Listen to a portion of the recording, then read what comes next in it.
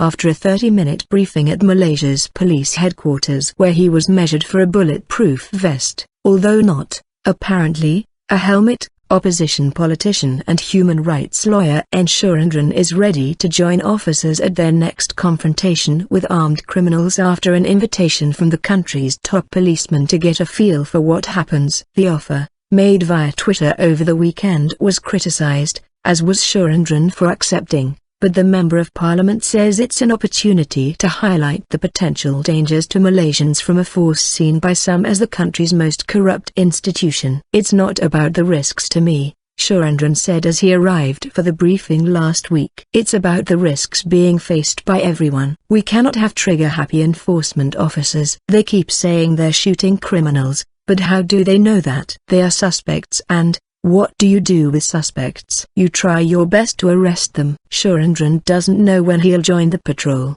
He's been told it could happen any time of the day or night, but he may well find himself face to face with a potential criminal at the same time as Malaysia's diplomats sit down at the United Nations in Geneva for what is expected to be a frank discussion on the country's human rights situation. The government of Prime Minister Najib Razak, in its submission to the UN, highlighted its moves to repeal anti-democratic laws, but activists are likely to focus on a spate of recent decisions that have cast doubt on the government's human rights record. An astounding turn. Last month, just a year after detention without trial was ended, the government pushed through amendments to the long-forgotten Prevention of Crime Act 1959. In a move that effectively reintroduced the measure and also limited the scope for judicial review. An apparent surge in serious crime and concerns about public security were used to justify the decision, the same reasoning behind a police crackdown in which more than 400,000 people have been screened since the middle of August and nearly 16,000 detained, according to official figures. More recently,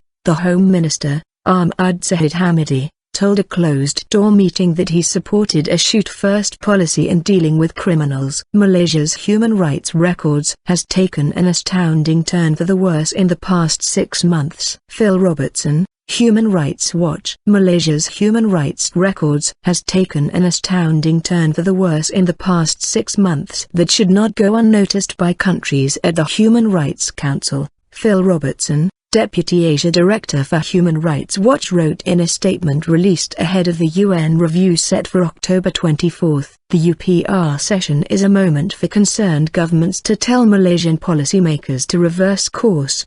The country's own Human Rights Commission, which will send a delegation to Geneva, has already warned that the latest law enforcement legislation will open the country to scrutiny and criticism by the international community, describing the provisions as retrogressive and inconsistent with accepted international principles on human rights.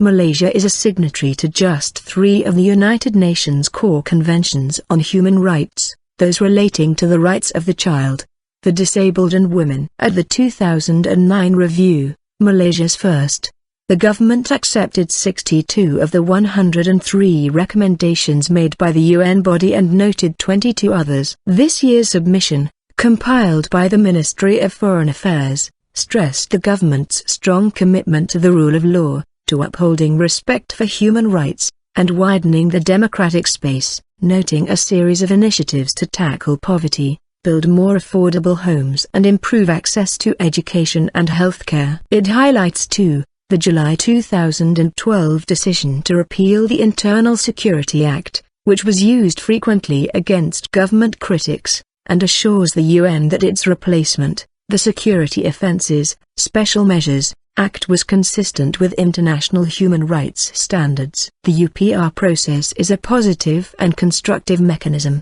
which allows for a substantive exchange of views aimed at improving the human rights situation in the country, the ministry said in a statement. Its delegation will be led by Ho Mayong, a senior civil servant. Selling Point NGO representatives, who will also participate in the process, have vowed to lobby permanent missions in Geneva to highlight their concerns not only about the threats to civil and political liberties but also religious freedom. Shias have been the focus of a recent crackdown, and, in a country where sodomy remains a crime, gay rights. The review comes after a fiercely fought, and controversial, May election that was won by the race-based Barisan Nasional Coalition, dominated by the United Malays National Organization. The coalition, which has been in power in one form or another since 1957, not only won fewer seats than in 2008, but also lost the popular vote. The result raised questions about the direction of Najib's reform agenda in the run-up to party polls that took place this month. The ruling party has had to deal with three sets of critics: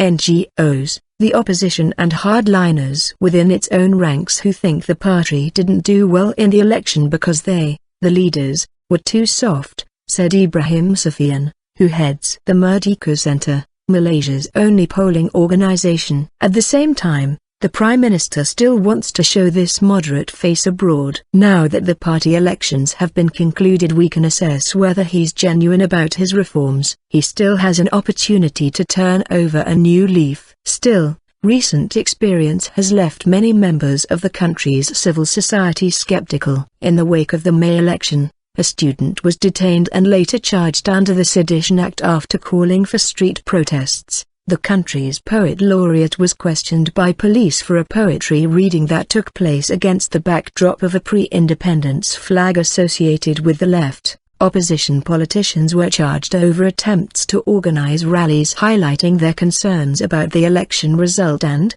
just this week, human rights activist Lena Hendry was in court under the Censorship Act after she organized the screening of the award-winning documentary on Sri Lanka, No Fire Zone. The government doesn't walk the talk. Nalini Alumorlai, executive director of human rights group SARAM, itself subjected to investigation by the Registrar of Societies over the past year, told Al Jazeera. They call themselves moderate, portray themselves as the guardian of human rights, and say that there are no problems in Malaysia and that we are a peaceful country. It's just a selling point.